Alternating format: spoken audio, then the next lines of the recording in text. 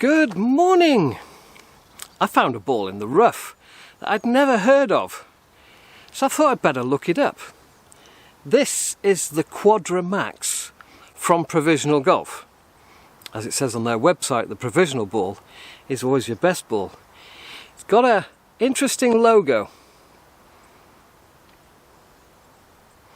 Basically a golfer in the shape of a P.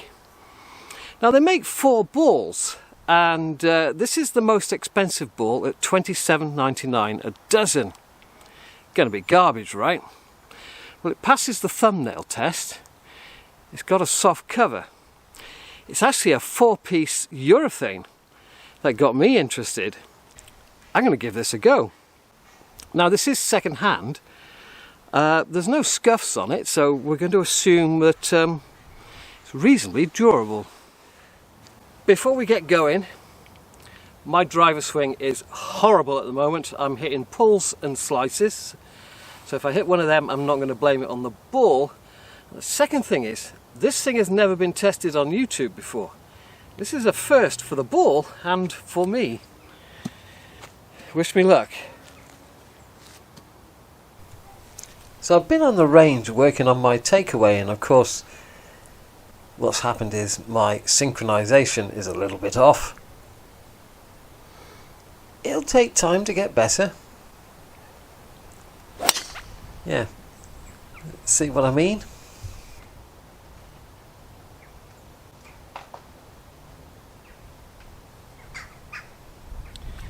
Yeah, a bit too slicey. That sounded quite loud though. Well, I've been here before. This is quite an easy shot for me to hit a bit of a slice with a 4 hybrid round this tree. Get it down to the front edge of the green where we can have a chip or a putt. And we're on. Now I haven't looked at this or lined it up. I know it's vaguely outside the left of the hole a little bit. In fact, it's outside the left of the hole a lot. Now to putt with, this feels like an X. That's awful. I'm awful. What I mean is it feels like a TP5X or a Pro V1X, that slightly firmer feel. And in fact the RB Tour X as well is just the same. It just feels that little bit firmer. Go on to 10 and I've got my 3-wood out.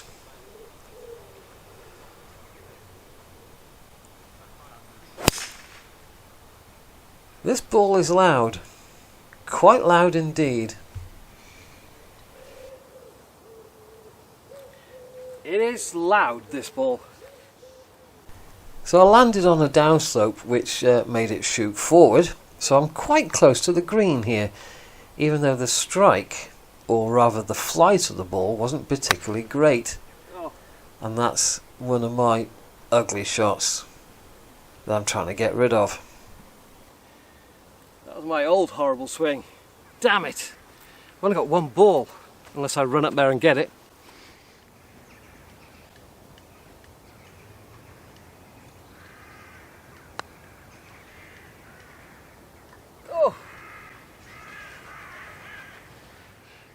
I'm not doing this ball justice because I'm just not hitting it properly at all.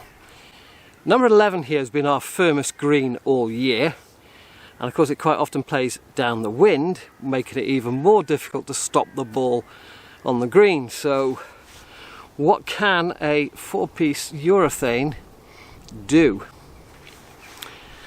I know how quickly a Pro V1 stops, and I know how quickly an RB Tour stops. Let's see how quickly this stops. And we've had 3 doses of rain since the last time I played, so it ought to stop. Assuming I can hit it in the first place.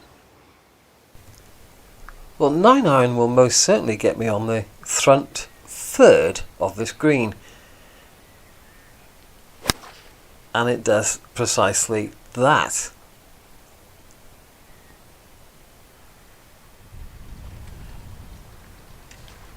There's the pitch mark, so you can see it's released 3 paces, 3.5 paces, something like that. I'm just below the ridge, so this is a bit of an awkward putt.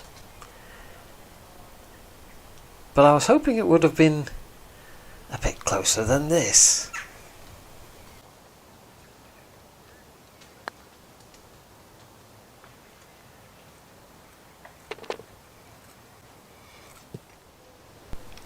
I've gone back to the 8th, given myself a decent lie in the fluffy stuff. Just an open face sand wedge with not a lot of space to work with.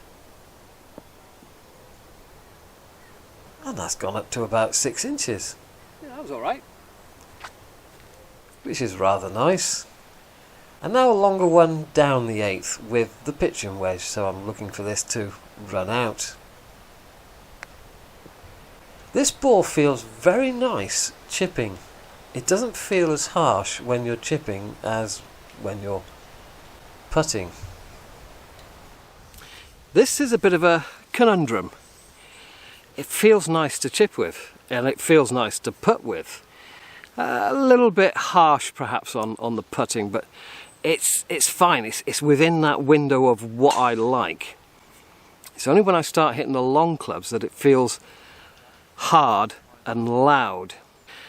I'm just waiting to get onto another hole where I can hit driver and call it a day, and perhaps do a bit of pitching or chipping or something, and then I'll give you the result. I was hoping to go up the par 5/8, but there's people there, so it's back to the 10th on the white tee and with driver. And this is a perfectly flighted fade up the left, and it landed into an upslope, so it stopped quicker than the 3 would before it. 96. Now I'm expecting to hit this way towards the back of the green, and it didn't. I only just got it past pin high. Now that one did spin nicely, very nicely. Now it did have a lot of spin on it, but I was expecting to fly it much further than this. Still a birdie though. Crazy stuff. Well, there's always a market for direct-to-customer golf balls when they're cheap. You've got Kirkland. I suppose that's not quite direct, you've got to go and buy them. But you've got Snell and Vice, Inesis. The golf ball below this, a 3-piece urethane, which is £2 or £3 cheaper, I forget, that's sold out, so there's definitely a market for these balls. This one isn't for me. I like a dull thud off my driver, not a sharp crack. And this is loud off my particular brand of driver. Short irons, it's a little bit like the Kirkland. It doesn't quite go as far as you would like, but it does spin very well when you get there. Chipping and putting, it felt rather nice, but personally I'll pass. But there'll be a link in the description below, so you can go and check them out yourself. As I say, they make 4 different balls. I think the cheapest was $19.99 for a dozen of a 2-piece, and it's a 2-piece urethane, so they've put a urethane cover on a 2-piece ball. I'm just going to play 11 again. This time I'm going to take an 8-iron, and I'm going to see if I can attack the flag and see if it will spin to a halt. Cheerio! Oh, I promise no more ball tests in my future. 8-iron. So now I'm expecting to fly this pin high, or even a little bit past pin high. It's certainly what I would do with a RB Tour that I played with a couple of days ago. But this is short. In fact, it's gone hardly any further than the 9-iron I hit first time round. It seems to be spinning up, bit like the Kirkland does. I never got on with the Kirkland ball off short irons, and here's a putt to make Paul have collie wobbles. One-handed.